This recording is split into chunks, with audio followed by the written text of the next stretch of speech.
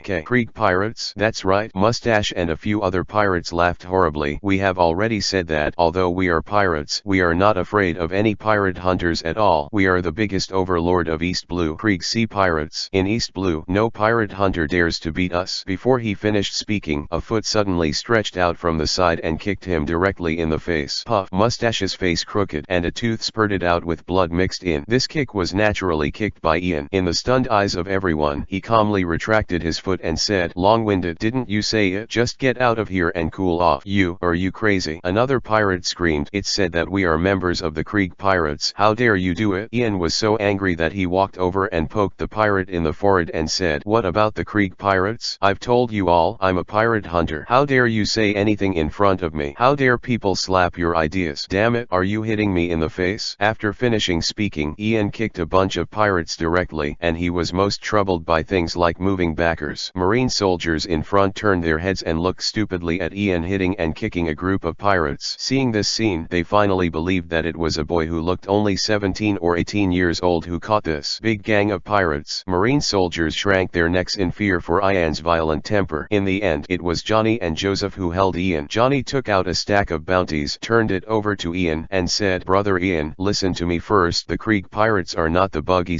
The pirate group is comparable. Their leader, Pirate Admiral Krieg, is a genuine 10 million level pirate, and he is indeed famous for his viciousness on East Blue's side. It's really troublesome to mess with them." Ian took the bounty and looked at it, and found that Krieg's bounty turned out to be the same as his impression, 17 million Baileys. You know, Ian is now 3 years earlier than Luffy, and even Buggy's bounty is only 7 million. I didn't expect this guy Krieg to already have so much bounty. What Ian didn't know was that, in fact, the bounty thing mainly depends on the government's attitude towards pirates. Krieg was originally a marine soldier, but later defected to become a pirate, but often disguised his pirate group as marine or merchant ships, taking the opportunity to let people relax their vigilance to attack villages and ships. For the government, this guy is not only a disgrace to marine, but also keeps smearing marine. He belongs to the kind of pirate with a huge threat. This can explain why Krieg's bounty will reach tens of millions of levels first than Buggy. Buggy is keen to loot treasure and doesn't provoke marine easily, so he seems low-key, but Krieg is notorious, and the two are notorious. The above are not the same. Notoriety also has the benefits of notoriety. The Krieg pirates are currently recognized as the overlord of East Blue. Many pirates have chosen to rely on him. With the explanations of Johnny and Joseph, Ian finally figured out why they are so jealous of Krieg. Because it is said that the current Krieg pirates are developing very well. There are more than 30 large ships and 2,000 or 3,000 subordinates. Such a force, I am afraid that even some small marine branches can't compare. Ian turned his head and asked the Marine Chief CAO, "You Marine just sit back and watch the Krieg pirates expand?" Then Marine CAO Chang spread his hands and said helplessly, "What can we do? Marine's elites are concentrated in each branch directly under the Great Root, not to mention East Blue, even South Blue, North Blue, West Blue, the marine power of the 4 major oceans. They are all weak, and we are also powerless. Just see if Colonel Smoker from the headquarters will be better this time." Ian couldn't help shaking his head after hearing this. Even Marine was afraid of Krieg, but Ian knew very well that Krieg was a tragedy. In terms of strength, he couldn't catch up with Buggy. Ordinary people are nothing more than a little more powerful, and even less in terms of tactics. They are not as good as the Captain Kuro of the Black Cat Pirates, who pretends to attack ships or something. It can only be said that this guy is cunning, not a conspiracy. His so-called strength is nothing more than an illusion accumulated by the number of people. Perhaps it is because of his inner weakness. This guy always likes to arm himself with some external force equipment. So 2 years later, when Krieg wanted to challenge the Great Root, he tragically met Mihawk the Hawkeye, and was defeated by the entire fleet alone. After only 7 days on the Great Root, he returned miserably. This so-called Krieg pirate group, he can roughly feel his own strength and knows that he is much stronger than Zoro when he went to sea. Dare to come to trouble yourself, then kill him. As for his so-called thousands of subordinates, looking at the pirates in front of him, you can understand what they are, and they can use the means of blocking the road, touching porcelain, and grabbing things. Can this also be called a pirate? So, Ian didn't take the threat of these pirates to heart at all, and he dragged and kicked these guys all the way to Marine base. Then Marine CAO took people and questioned the names of these pirates one by one in order to check if they were wanted. As a result, Ian almost couldn't help but want to kick people again. He had a hunch before that these guys were simply sloppy pirates. The results of the cross-examination also confirmed this. There are almost no people in this group wanted by Marine, that is to say, not even a bounty, except for the big man with the mustache. This guy used to be a pirate, but when he robbed, he accidentally beat someone seriously, so he ran to the sea and joined Krieg's pirate group. He was the only one with a bounty, but it's not Marine's wanted reward, but the reward from the victim's family, and it's only a mere 50,000 Bailey. If it weren't for the mustache's bounty, Ian couldn't help but want to beat these pirates one by one. Buggy's 7 million bounty will not be cashed until Smoker arrives in 2 days, so the mustache's 50,000 bounty is the only money Ian has earned so far. Fortunately, Marine is also very happy and pays the money directly to Ian. With these 50,000 UN, I should be fine in Logtown these 2 days, which made Ian feel better, so he said to Johnny and Joseph, come on, I'll invite you to dinner. Great. Johnny and Joseph immediately raised their hands and cheered. Don't look at how weak the two are, but they are still very loyal, and Ian found that even if these two guys just debuted, they are like local snakes. They know a lot of things very well, and Ian also wants to eat by eating opportunity to ask them something. I took the two to the lively restaurant they saw on the street. Before they could order food, they saw Johnny and Joseph clapping the table and shouting, "Beer. 3 glasses of beer first." It seems that people who go out to sea are basically